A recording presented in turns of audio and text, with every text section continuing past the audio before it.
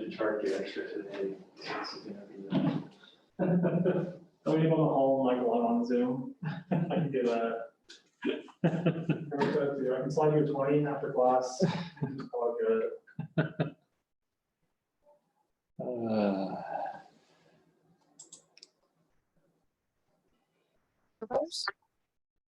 In this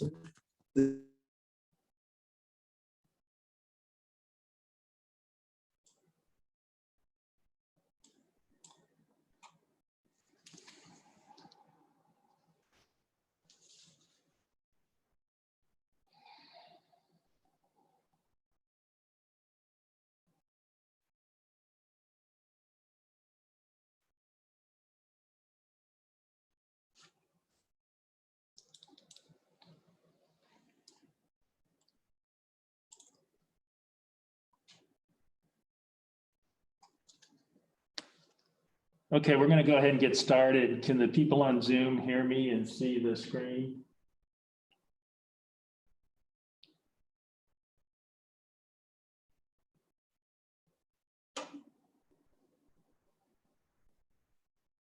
Yes, no. Okay, thanks. All right. What we're going to do today is we're going to review the answers to the exam 4 questions.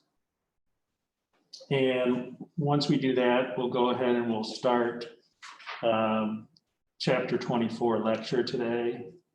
And then we'll finish chapter 24 lecture up on Tuesday. And then next Thursday, we'll have our last quiz on chapter, and that'll cover chapter 24. And just as a reminder, the exam answers are posted on Canvas if you want to take a look at them later. So the first question, which element is oxidized in the reaction below? So if you went ahead and looked at the redox half reactions for these things, you would see that it's the iodine that reaction. That half reaction is 2I- going to I2 plus 2 electrons. Number 2, which of the statements is true? And the answer is spontaneity can depend on the temperature. Number 3, the second law of thermodynamics states, and that is, for any spontaneous process, the entropy of the universe increases. Number 4, what is the coefficient for Fe plus 2 in the following equation when you balance it? So in this case, what you needed to do was write out the 2 half reactions. And what you see is that the half reaction for the oxidation of Fe plus 2 involved 1 electron. The reaction for the dichromate reduction that involved 6 electrons. And so then you had to multiply that iron half redox reaction by 6. So the answer is 6. Number 5, which transformation takes place at the anode? And remember, anode means it's oxidation. And if you went and looked at each of those, you'd see that they're all reductions. So the answer was none of them could take place at the anode. Number 6, what's the coefficient of Fe plus 3 if you balance this equation? Once again, if you write out the half reactions for them, you see that the cyanide reaction is a 2 electron process. The iron is a 1 electron. So you need to multiply that iron half reaction by 2 in order to get the charges to balance and get the electrons to cancel out. And so the answer is 2. Number 7, which is the oxidizing agent. So if something's an oxidizing agent, that means it's reduced. So once again, you look at the two half reactions and you see that it's the sodium chloride. I mean, excuse me, it's the Cl2 is the one that's reduced. Number 8.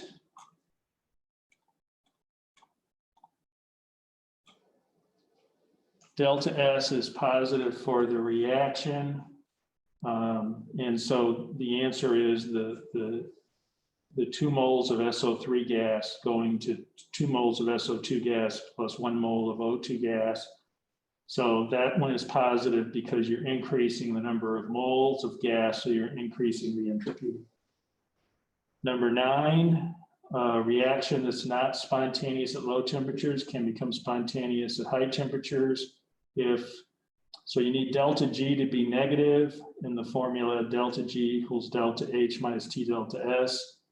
So in other words, for that to be positive, then what you would want is not spontaneous. To become spontaneous at high temperatures, hold on here. To become spontaneous at high temperatures, you need delta H and delta S both to be positive. Number 10, you're given this reaction, silver ion plus chloride ion going to silver chloride, and you're given some delta H formation and S naught values for those 2 ions in the silver chloride. And you want to know the temperature above which it's non-spontaneous. So the first thing you want to do is you want to go ahead and calculate the delta S values and the delta H values based on that information that's in the table. And so that's products, the sum of the products minus the sum of the reactants. So you can go ahead and fill those values in from the table, add those up and get a delta S and a delta H value. You want to make sure both of those are the same units, whether that be joules or kilojoules. And then you can go ahead and plug them into this delta G equals delta H minus T delta S equation. And if you go ahead and set that to 0, it'll tell you the temperature that you're trying to be at. And so then if you go ahead and plug that in, you can solve and you get 1914 Kelvin. The question though wanted the answer in degree C, so you had to go ahead and subtract 273 from that, and that's 1641. Okay, number 11. So number 11, you want to calculate the equilibrium constant for this reaction. And once again, you're given some delta H of formation and S naught values. And so just as you did on the previous problem, what you'd want to do is find delta S and delta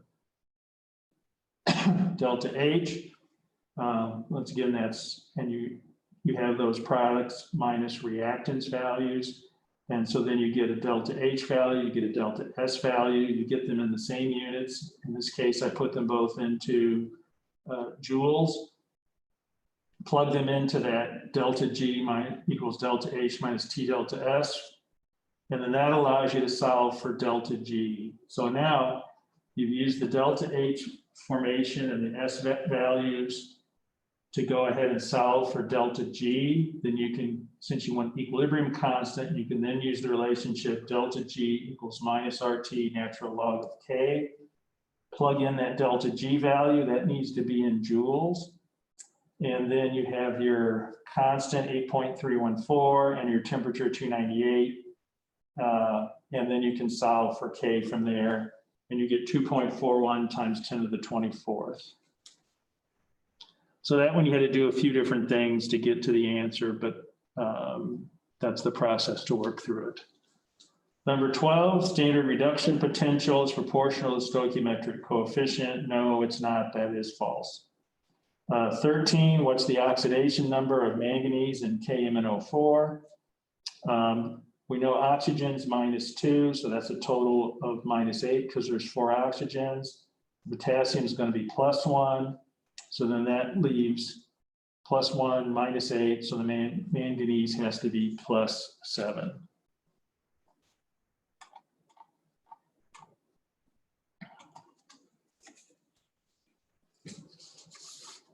Okay, in a voltaic cell, electrons flow from, the answer is they flow from the anode where oxidation occurs to the cathode where reduction occurs. Number 15, the electrode at which reduction occurs, reduction is the cathode. 16, you're given some half reaction information. And then you want to calculate the standard cell potential. So standard cell potential is the potential at the cathode minus the potential at the anode. So you needed to write out the half reactions to figure out which was the anode and which is the cathode. The one that's oxidized is the anode. The reduction one is the cathode. You can go ahead and plug those numbers in and get a value of positive 1.51. Number 17, you're given a standard cell potential value and you want to calculate delta G. So here you needed to go ahead and write the 2 half reactions so you can understand how many moles of electrons were involved. If you do that, you see it's a 2 electron process. So now you can use the formula delta G equals minus N times F times the cell potential. We know the cell potential, we know F is 96,485, that's Faraday's constant. We determined from our half reactions that it's a 2 electron process. We plug all that in and we get 1.1 times 10 to the 5th joules. Number 18, I think everybody got this one right, if I recall. What's the number of electrons involved in this process? So you got a +6 charge on the left, no charge on the right. So you needed 6 electrons on the left to balance the charge out. Number 19, cell potential is given to you plus 1.1 volts. And then you want to know, that's the standard cell potential. Then you want to know what the cell potential is with the concentrations given for copper and zinc ions. So this is a chance to use the Nernst equation. And so go ahead and take a look at the half reactions. You see that they're 2 electron reactions, so N equals 2. That Nernst equation is the potential equals the standard cell potential minus 0.0592 divided by N times the log of Q. And so in this case, products over reactants is zinc ion concentration divided by copper ion concentration. So you can plug that standard cell potential in, you can plug the number of electrons, which was 2 in, you can plug those concentration values for the zinc and the copper ions, and you can plug all that stuff in and solve and get a value of 0.94 volts.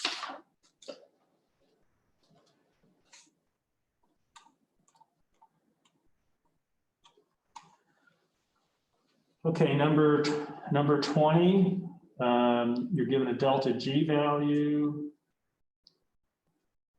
You need to find the delta G value at 181 degrees C for the reaction given, and then you're given delta H values, delta G values, and delta S values.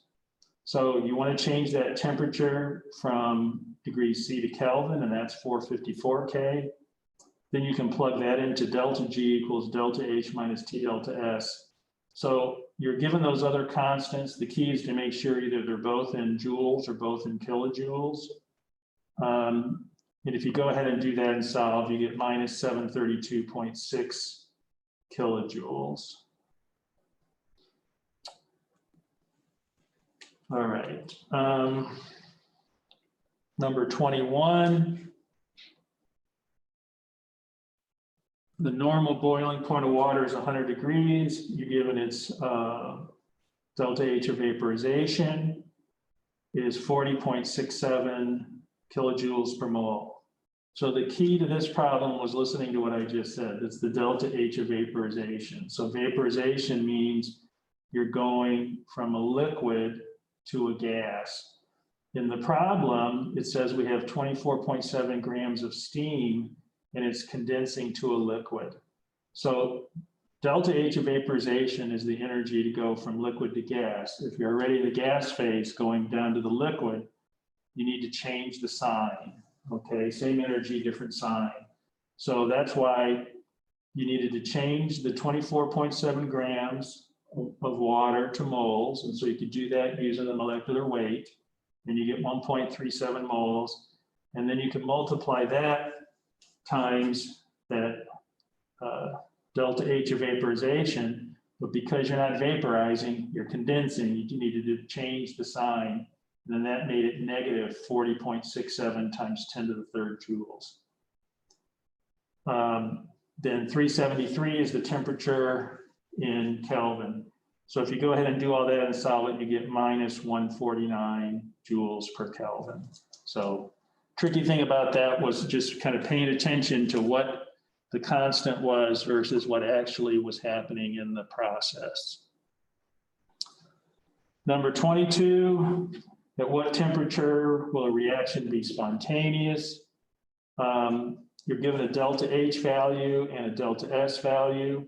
So we can use that relationship of delta G equals delta H minus T delta S. And we know that delta G has to be negative to be spontaneous. So if we just to find out what the temperature is going to be, we can set delta G to 0, enter in our delta H and delta S values, get them with the same energy units, and then we see that that's 274.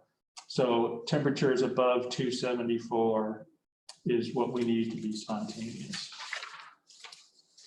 Okay, 23.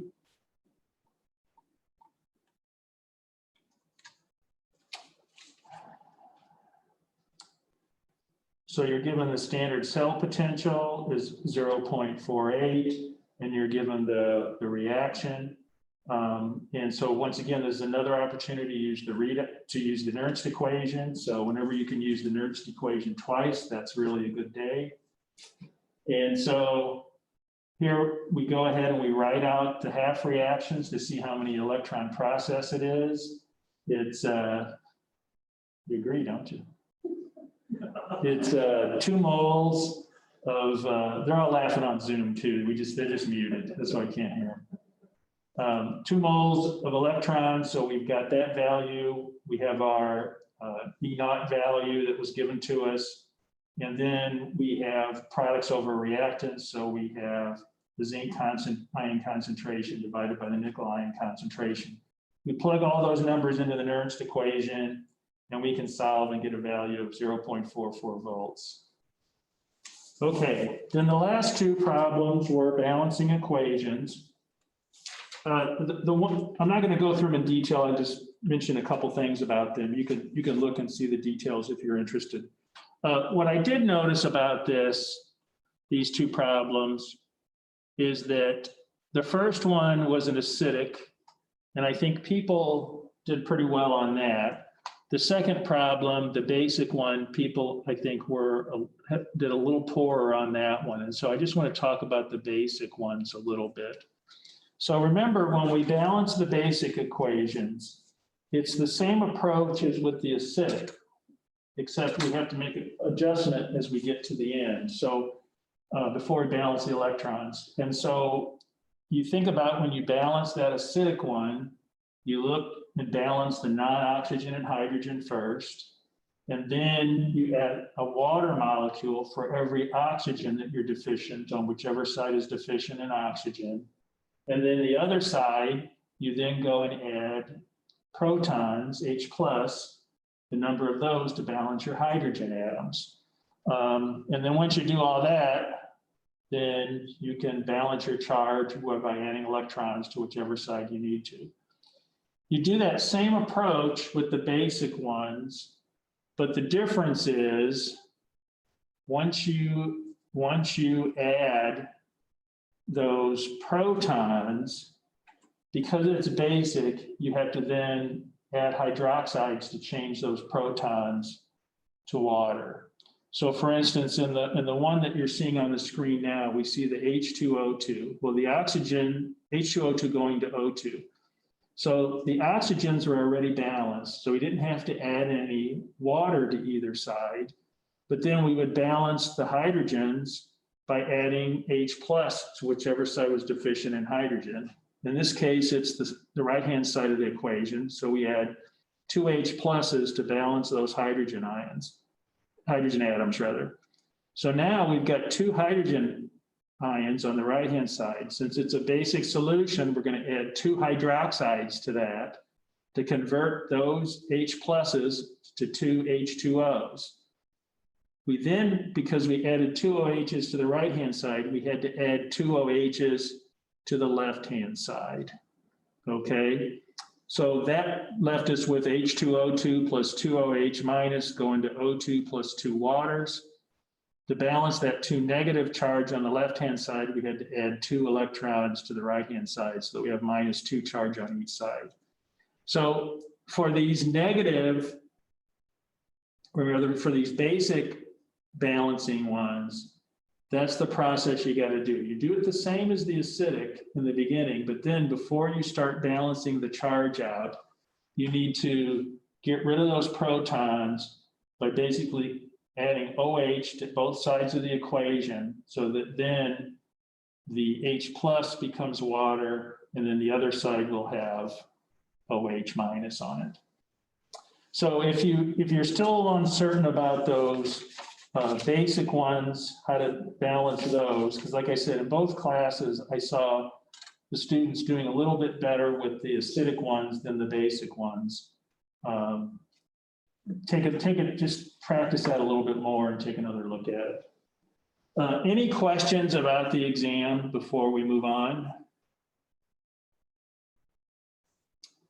Okay, so let me pull up the next set of slides.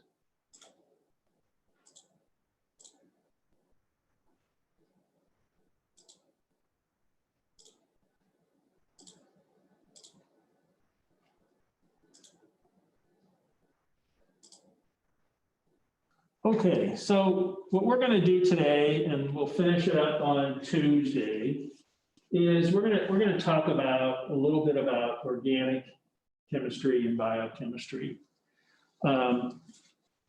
This is just a real brief introduction to these two areas. If you stay along the science path, there's a good chance you'll take organic chemistry later, and there's a good chance you'll take biochemistry later. So this is by no means a substitution for those classes. They go into a lot more detail than what we're going to do. But one reason I thought it would be good to include this chapter in the class is that what you'll see here is there's just a lot of stuff you got to memorize.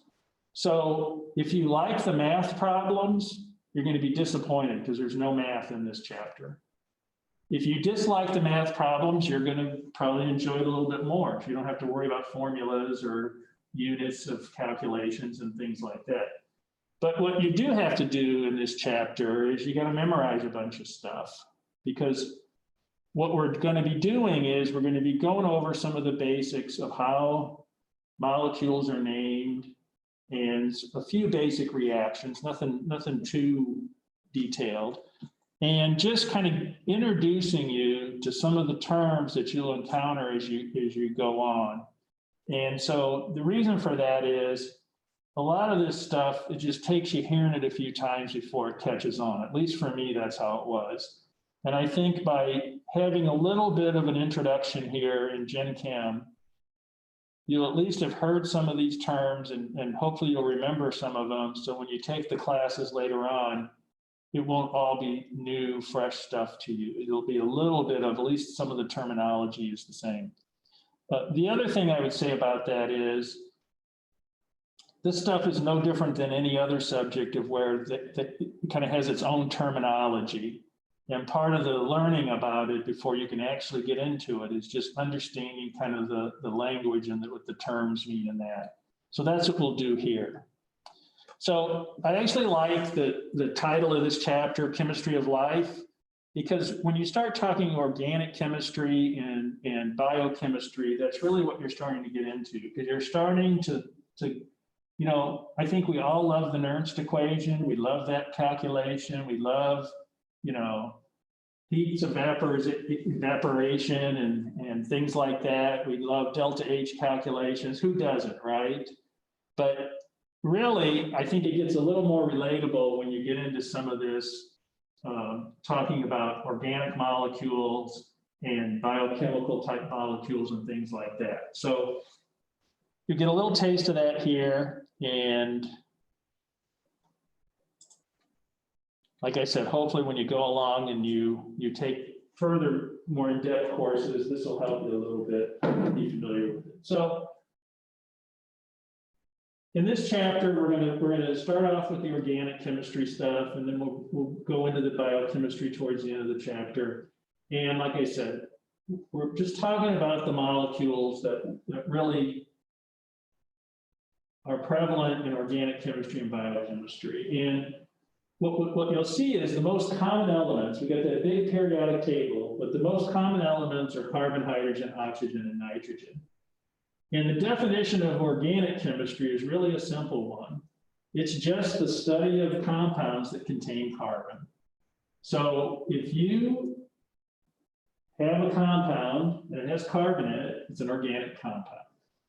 And so, you know, I was telling you previous class that it's kind of funny because when people talk about organic things and all that, that has a different connotation. But the original connotation is just this: it's organic chemistry. Organic chemistry is carbon-containing molecules. When we think of biochemistry, that really gets you into more the chemistry associated with living systems, with life, with things like that, with those processes, whether it be in plants or animals or humans or whatever.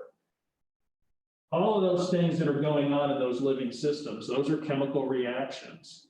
And so that's why chemistry is sometimes called the central science, because those basic chemical reactions, whether it's in a beaker or in the body, it's a similar idea. So when we talk about organic molecules, there's a few things we want to remember. The first is carbon will have 4 bonds, okay? And if all the bonds are single bonds, then it'll be a tetrahedral shape, then it'll be sp3 hybridized. So hopefully this shape and the hybridization is bringing back memories of earlier in the year. Second one is, if you have one double bond, then you have a trigonal planar shape, and you have sp2 hybridized. If you have one triple bond, then it's linear and sp hybridized.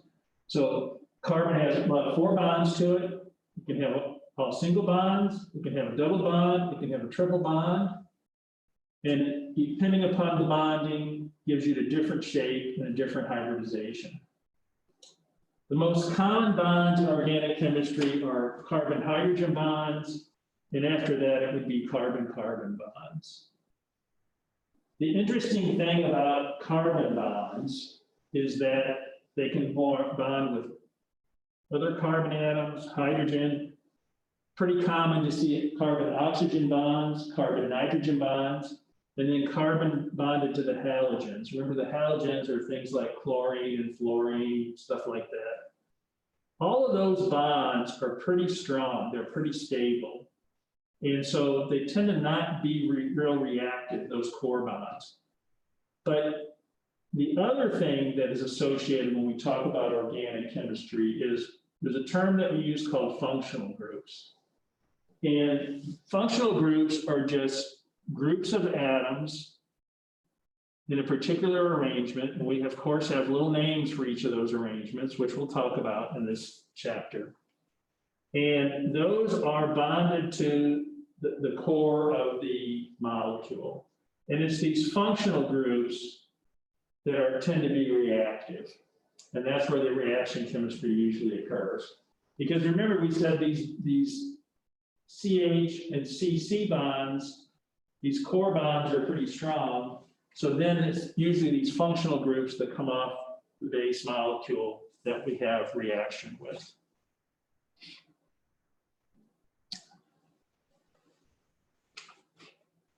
If you recall, previously we talked about polarity and dipole moments and all that kind of stuff. And we tended to look at it on pretty small molecules, or even maybe just two atoms and how they bonded to each other. And so what you'll see is that we also had a term that we said like dissolves like. So we said polar molecules were dissolved by polar solvents.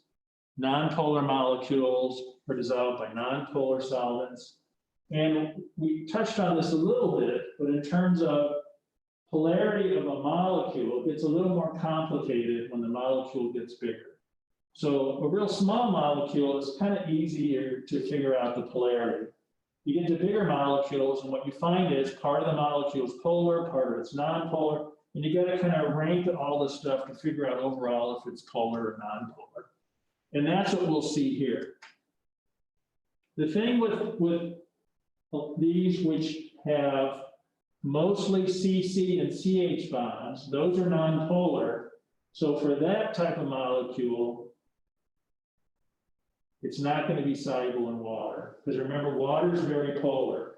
If it's all CC and CH, if that's the bulk of the bonding, then that's non-polar, and it's not going to be soluble in water. It'll be soluble in non-polar organic solids. But this is where the functional groups come in. You can have something that has a fair amount of non-polar nature, but then you put some polar functional groups on, and now suddenly you can make something dissolve in water. Let's take a look at the pictures on the side here. So we see glucose. So glucose has non-polar groups to it, but it also has a bunch of polar groups. That's the oxygen portions. And so now, because of those polar groups, you get solubility in water. And we know that glucose is a sugar. We know sugar is soluble in water, so that makes sense to us. If we look at the very bottom here, we see stearic acid. And so we see a long chain, okay, and this is CH3, CH2, CH2 on down the line. And then when we get down to the end here, the red ones are supposed to be oxygens, the black one is carbon. And that COO with a minus on it group, we'll see in a moment here, that's a carboxyl group. That's a polar group. And so in something like this, where you have a non-polar section and then a polar section, remember we talked about surfactants and we talked about emulsifiers and things like that. This helps with that. You have a polar and a non-polar, and it kind of bridges and helps things become soluble because of that. So this is what I was saying before, is when you look at small molecules, or you look at just portions of molecules, it's usually pretty clear if something's polar or non-polar. You get to the bigger ones, and what you find is you have portions that are polar, portions that are non-polar, and it's kind of whichever winds up being the dominating one tells you if it's polar or non-polar. The point of that is just, it starts getting more complicated when you get to the real world of the chemistry stuff. The other thing we talk about with these molecules are acid-base groups. So a lot of organic molecules have functional groups that are either acidic or basic. And here's some examples of what I mean by those types of groups. So for an acidic group, a real common one is carboxylic acid. And so carboxylic acid sometimes is designated, as we see here on the slide, with this COOH. Okay, what that's saying is that the carbon, the first oxygen to its right, is really double bonded to that carbon. And then the OH group through the oxygen is bonded to the carbon. So in that case, the 4 bonds on the carbon would be 2 bonds to an oxygen, 1 bond to an oxygen with an H on it, and then another bond is something else which we don't know. So in this situation with the carboxylic acids, this proton, this H, can be donated. So that proton can stay with the carboxylic acid group and be the COOH, or we saw this in that stearic acid example just previously, that proton can come off of there, and then you would have COO with a minus charge, then you have H plus floating around. Remember when we talked about acid dissociation constants, Ka? That's what's telling us how easy it is to lose that proton or not. And that's where the term pKa, remember pKa is minus the log of that acid dissociation constant. The pKa is a real common thing, real useful thing to let us know at what pH that carboxyl group is going to stay protonated or going to deprotonate. And that's important in terms of understanding solubility of things, in terms of reaction type chemistry, things like that. Just as a general rule of thumb, something that's ionized is more water soluble than something that's not ionized. So that's a real common acid. There's others, but this is a real common one, the carboxyl groups. A real common base are amines. And amine simply means that you have a nitrogen in it, okay? And so here's 3 examples. So we have an NH2 group bonded to something, and NHR. R is just a generic term for pretty much anything, okay? And then we have NR2. The first one, the NH2, that's called a primary amine. The NHR is a secondary amine, and the NR2 is a tertiary amine. There's also a version where it's N with 4 things on it, and then the nitrogen has a plus charge to it. And then that's called a quaternary amine. So these amines are basic. And they're basic because remember the nitrogen has a lone pair of electrons on it, and that's what gives it its basicity. So we talked about that a little earlier this semester. But if you see something with a carboxyl group that's COOH, you should think acid. If you see something with this nitrogen in it, you should think base. Okay, that's a simple way of thinking acid base in organic molecules. Like I said, there's other versions of this, but the most straightforward ones are these 2. Okay, let's talk a moment. Let's talk a moment about hydrocarbons. So hydrocarbons, this is a term that we use to describe a molecule that only has carbon and hydrogen. So it doesn't have the nitrogen, doesn't have the oxygen, doesn't have a halogen. It only has carbon and hydrogen. And we group these based on the number of bonds between the carbon atoms. And so the 4 choices are alkanes, alkenes, alkynes, and then aromatics. So the alkanes are going to be single bonds. The alkenes are double bonds. The alkynes are triple bonds.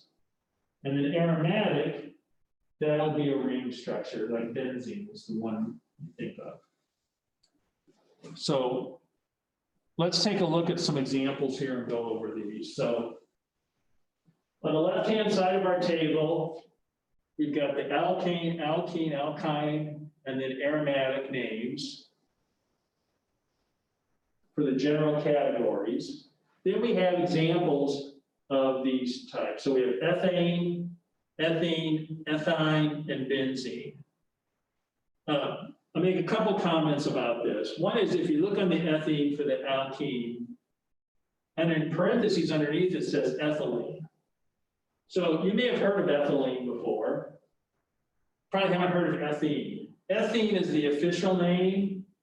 Ethylene is what's called the common name. Rarely do you hear anyone call it ethene. It's usually ethylene. The ethyne one, you see underneath that is acetylene. Acetylene you may have heard of. That's one of the gases welders use when they do welding. Once again, people rarely say ethyne. It's almost always acetylene. One of the odd things about chemistry nomenclature And remember, nomenclature is just a fancy word for terminology. But in chemistry nomenclature, there are things like this ethylene, acetylene, and a few others that we'll come across that are old, common names that are stuck. And so people tend to use those. So unfortunately, you not only have to learn the official way of naming things, but you have to learn some of these common names as well. Like I said, no math this chapter, but a bunch of things you got to just memorize. And then finally, the last one, the benzene ring. We should hopefully remember that one from class where we had these pi electrons kind of shared throughout the ring.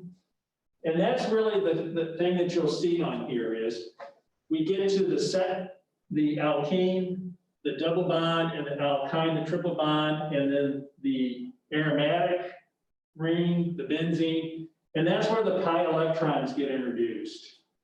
And so we'll see how those pi electrons give us some different properties than we have with the straight alkane, which doesn't have that. That alkane bond is pretty strong, pretty stable. You get in the pi electrons there, and you get a little more opportunity for interactions and reactivity and things like that.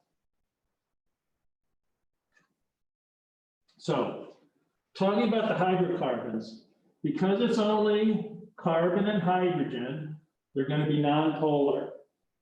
And because they're nonpolar, they have poor water solubility. And it means to solubilize them, you need a nonpolar solid. It's that like dissolves like thing that we've talked about in the past. The melting and boiling points are determined by dispersion forces. We kind of talked about that earlier in the semester too. And so what that means is low molecular mass hydrocarbons are gases. You get a little bigger, then they become liquids, and you get them real big, and they become solids. So something here that you're going to have to refresh your memory on. I think we did this in the first semester where we talked about what the prefixes mean. So 1 is meth, 2 is F, 3 is prop, butane, but is 4, pent is 5, hex is 6, hept 7, oct 8, known is 9, and dec is 10. So what I'm talking about here is if we look at the table, the column with the names, methane, ethane, propane, butane, on down the line, based on that name, if I tell you it's no name, you should immediately think that's a 9-carbon chain, okay? Because it goes back to those prefixes. So when we talk about alkanes, the ane part, the ane part of the name tells us it's an alkane. If it's an alkane, it's all single bonds. And then the prefix on it, say for hexane, the HEX, the hex, that tells me it's a 6-carbon chain. So we've discussed these prefixes before, hopefully you're remembering them. If you're not remembering them, go back and refresh your memory. And so a couple things here. We have on the left-hand side, we have the molecular formula. So let's pick pentane, C5H12. Well, that tells us the number of carbons, the number of hydrogens, and that's certainly useful, especially if we're doing something like needing to find the molecular weight. But what it doesn't do is it doesn't tell us how those are arranged. So next column is the condensed structural formula that we call it. And the key here is it's structural. What that's telling me is these 5 carbons and 12 hydrogens, it's telling me how they're physically arranged in the molecule. In this case, it's a straight chain alkane, pentane. So it's telling me the first carbon's attached to the second, which is attached to the third, attached to the fourth, attached to the fifth. When you write it this way with the H3, the H2 on down the line, that's implying that those hydrogens are bonded to the carbon that it's next to. And you'll see an example of what that looks like drawn out in a moment here. But the takeaway on this slide is molecular formula in this first column looks a certain way, gives us a certain amount of information. We get to the condensed structural formula, and now we still can get the number of carbons and hydrogens from that, but what we start to do is we start to get a feel for what the molecule looks like in terms of what's bonded to what, not just the number of carbons and hydrogens.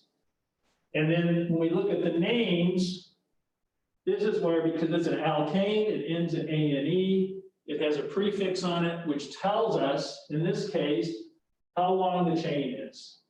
And so, once again, just remembering what those prefixes mean, that's an expectation that you'll have, that you'll know that decane, for instance, the dec equals 10.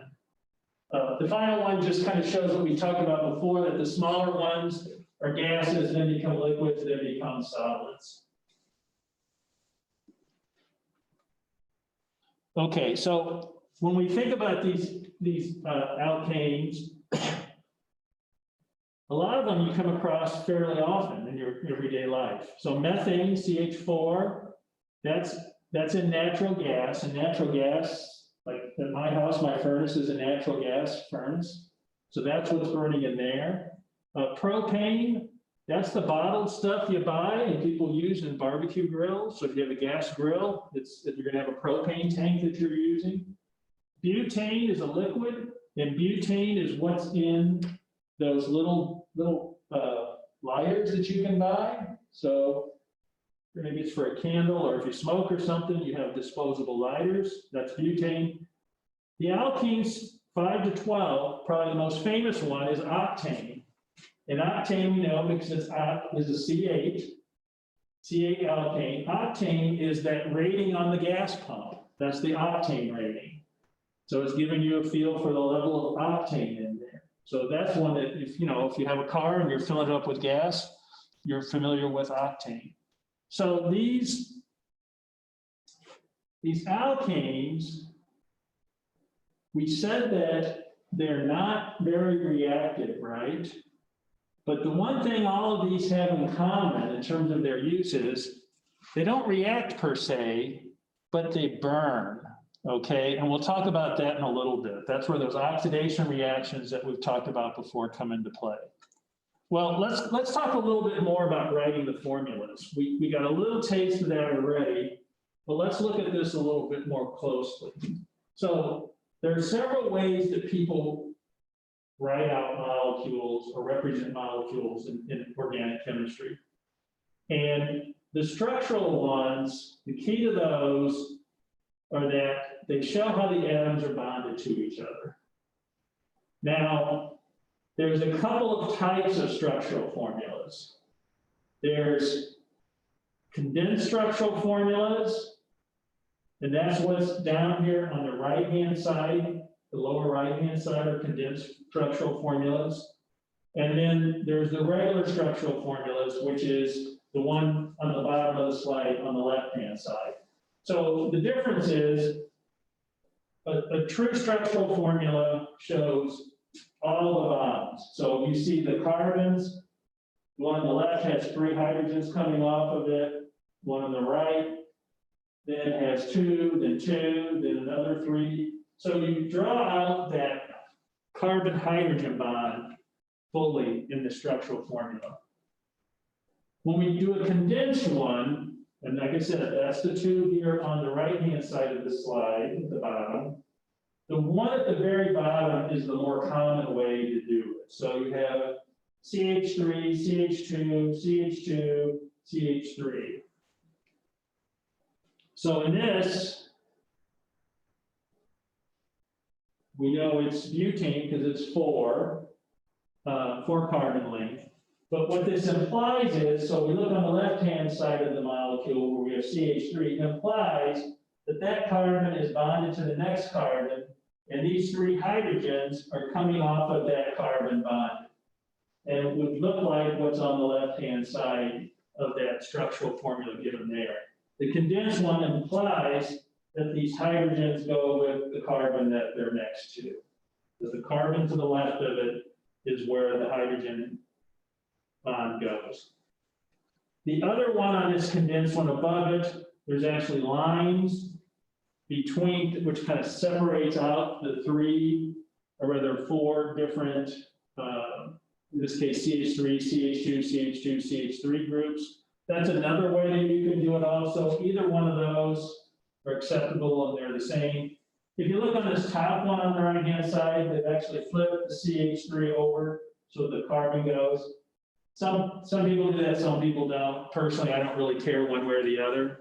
I'm pretty sure I understand that you're not what you mean. So these ones on the right here, these condensed structural formulas are much more common than the structural formula on the left, just because it's a little easier to draw out. But this is the kind of thing that you need to be able to do, because what this tells me, it tells me what the structure is, what's bonded where. It doesn't just tell me how many carbons and hydrogens are there, which is what that molecular formula, that's all that gives me. So going back to the structure of the alkanes, if they're alkanes, we said that's all single bonds. So that's that sp3 hybridization. It's a tetrahedral shape. And that means, because it's tetrahedral shape, it's 109.5 bond angle.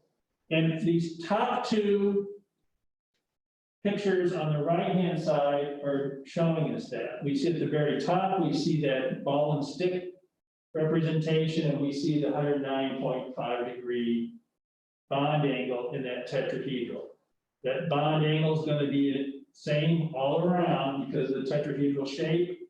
Then below it, once again, still the tetrahedral shape, but now we see that sp3 hybridization of the carbon hydrogen bonds, okay? So hopefully those things look familiar. We've covered that earlier in the year. But the other thing that I want to mention is that, so we've got this, we can draw these alkenes out, but once we start getting multiple carbon atoms, we can start to have different variations off that molecular formula. And when you have different compounds with the same molecular formula, and so in other words, instead of it just being a straight chain of carbons attached to each other, now you can have some variation off that. Then that's called structural isomers. We'll take a look at what those are, some examples of those in a moment.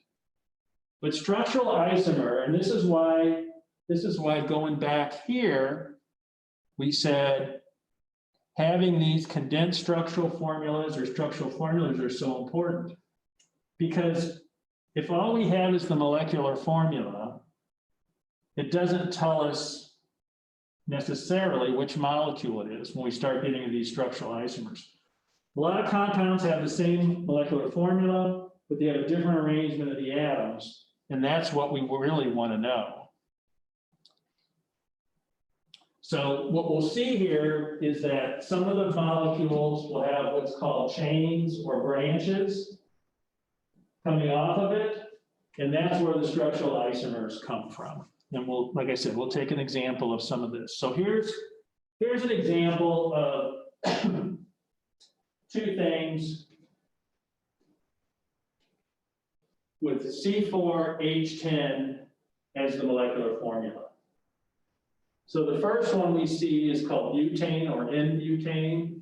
And if we look at the structural formula or the condensed structural formula, we see that it's just those 4 carbon atoms in a row in a straight chain attached to each other. Well, that same C4H10 could also be this next one, 2-methylpropane, or also called isobutane. And what we see there is, if we look at, let's look at the condensed structural formula. I like that one to compare. And we see we've got 3 carbons in a row, but then in the middle carbon, we've got the CH3 group coming off of that. So if all I told you was draw me the structure of C4H10, if you drew either of these, it would be correct, right? Well, that's good because then you get the question right.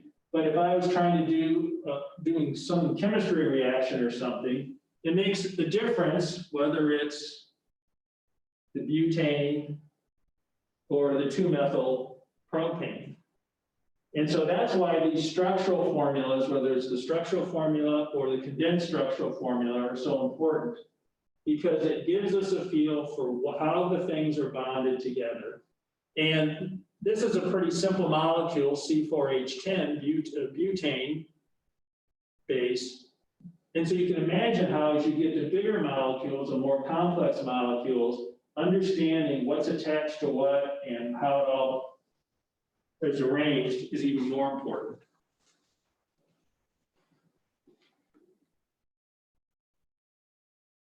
So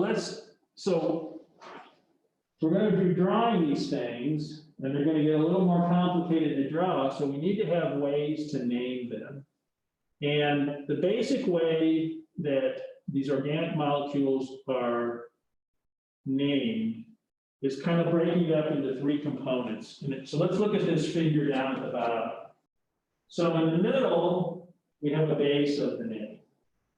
And really what that base is telling us, what we have to ask ourselves is how many carbon atoms are the core of the molecule, involved in the core of the molecule, or the spine of the molecule, however you want to think of it.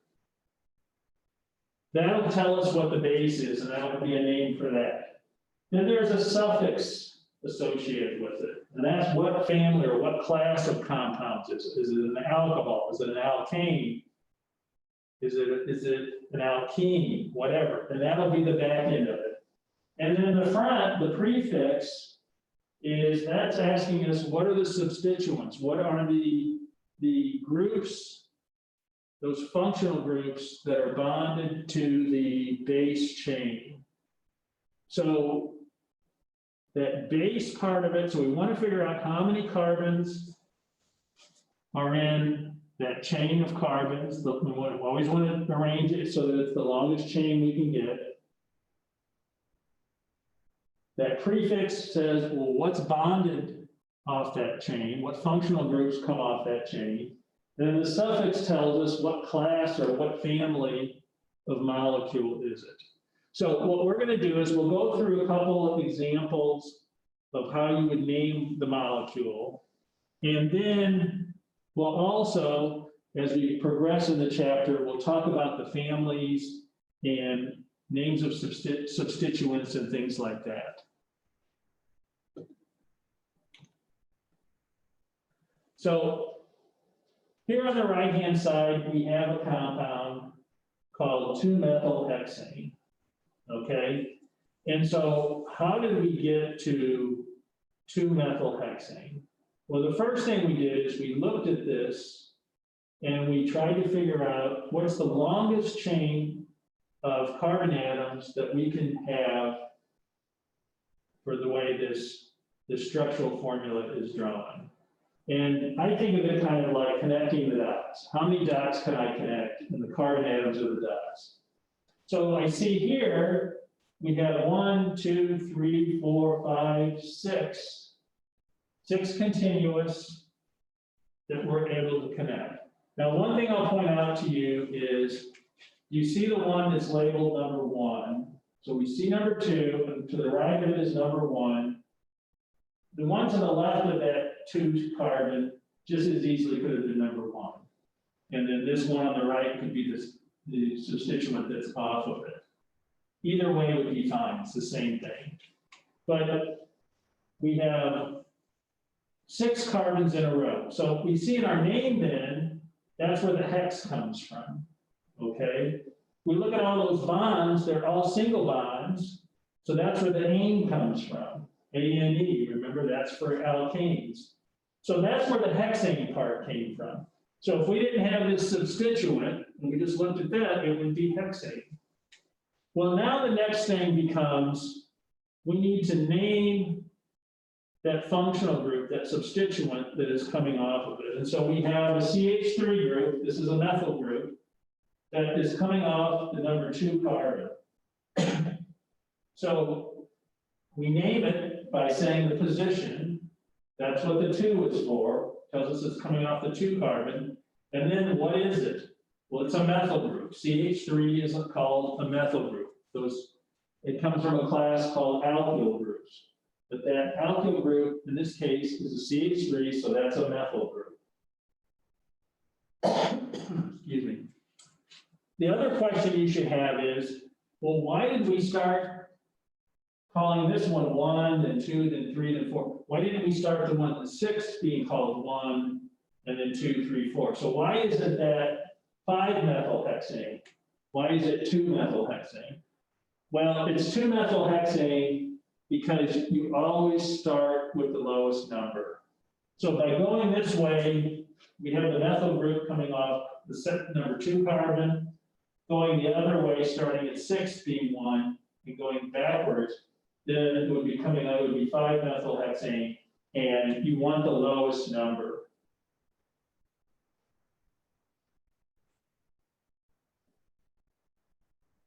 So just to review, we looked to see what was the longest continuous chain that we could find. In this case, it was 6, so that's where the hex came from. It's all single bonds, so that means it's an alkane. So now we get the ane suffix, so now we have hexane there. And then the final thing is, what substituents do we have coming off? We have one methyl group. Okay, so that's where the methyl comes from. And I just noticed, yeah, one methyl group. And then the only thing left to do is deciding which is our 1 carbon and which is our 6 carbon. We want to name it so that substituents are coming off the lowest number that we can have. In this case, it's a 2. So 2 versus 5. So that becomes, that's the 2nd carbon. So then we have 2-methylhexane is our name. Okay? So it gets a lot more tricky as you have more substituents and different things like this. But this is a good way to start to just kind of show you exactly what we're doing there. So I was mentioning the methyl group and said that that was part of alkyl groups. So there are some common alkyl groups, and here's a few of them that you should learn. CH3, that's methyl. CH3, CH2 is ethyl. CH3, CH2, CH2 is propyl. So in other words, 1, 2, 3, 4, butyl. So you notice meth, eth, prop, but, and then you add the YL to it. That's kind of the convention for naming these. So we have 1 through 4, methyl through butyl. Then we have something called isopropyl. So prop is 3, so we got 3 carbons there, but iso means it's this one in the middle that it's bonded to. So that that's what the iso means, and then finally, the last one is tert-butyl, so we got 4, tert-butyl T. I just think of it kind of looks like a sideways T. You've got the carbon, and then you've got the 3 methyl groups around it. So tert-butyl, you'll also see it written as T-butyl, same thing. So these are some common, these are some common alkyl groups, some common functional groups that you should know the names of.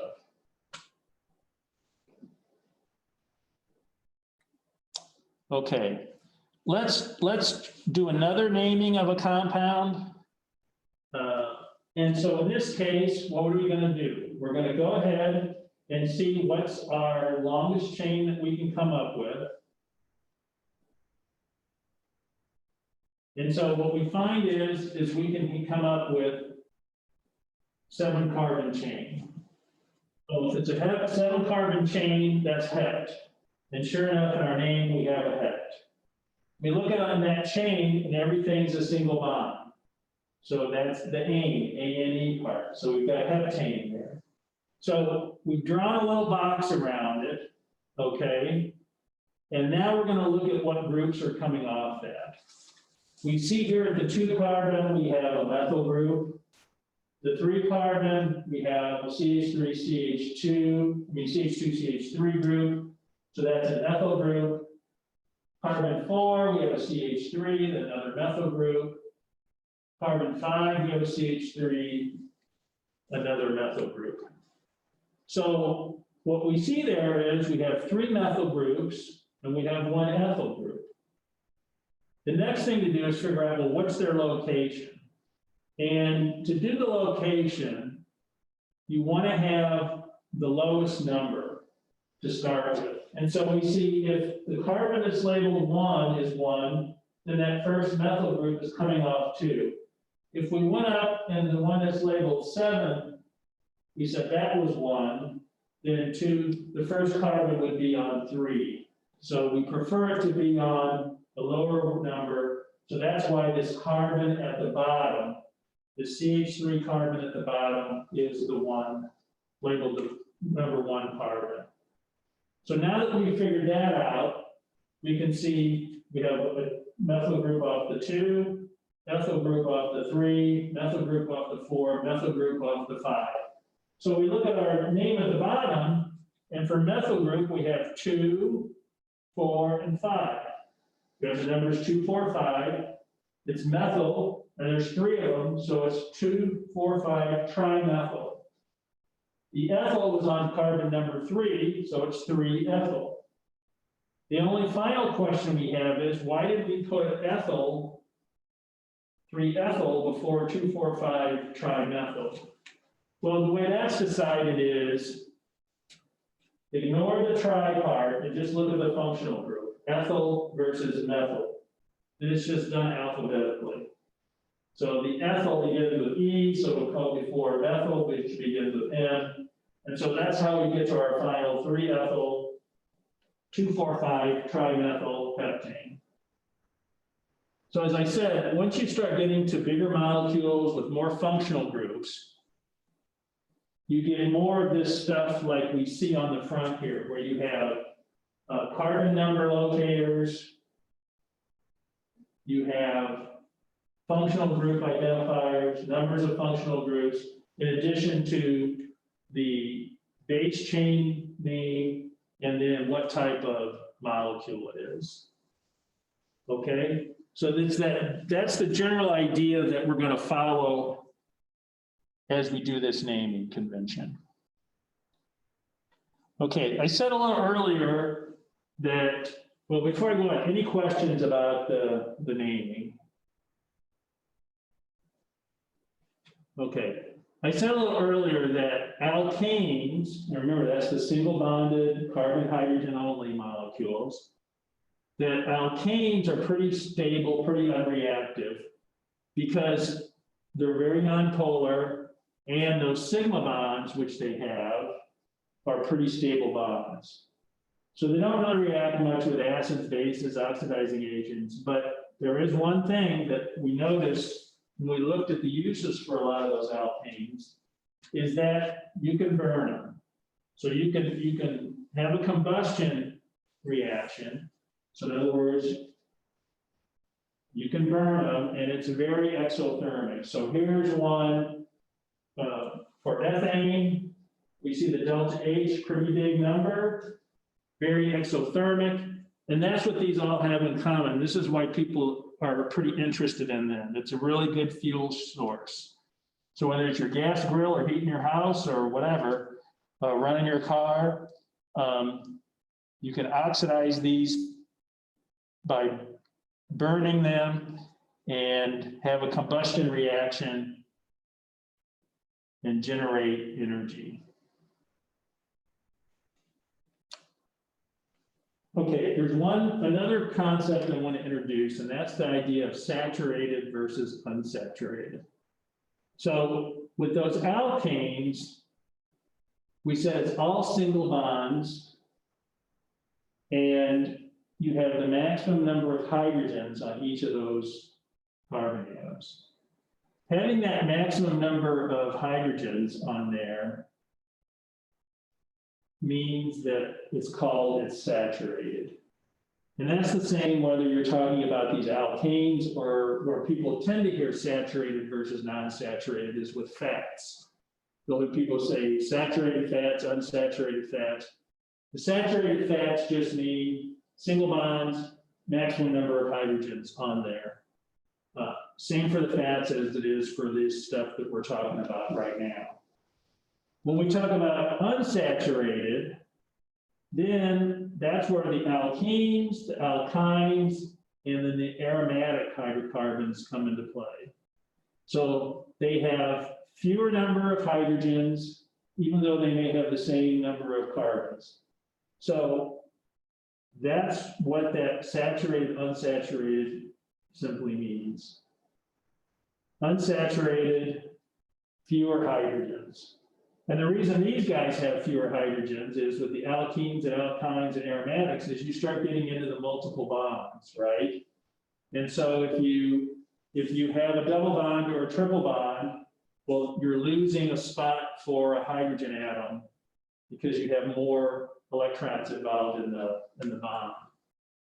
So the unsaturated hydrocarbons, in other words, the ones with the double and triple bonds or the aromatics, those are more reactive than the saturated. It goes back to just the pi electrons give you some reactivity that you don't get with the regular sigma bonds.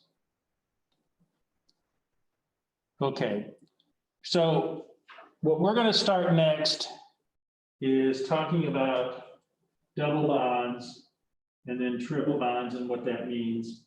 The first thing will be the alkenes, but I'm going to stop there for today. I'm going to pick this up on Tuesday. I don't have enough time to get through all the alkenes today. So once again, we'll finish up this chapter on Tuesday, and then next Thursday, we'll have a quiz on the organic chemistry / biochemistry chapter. All right, thank you.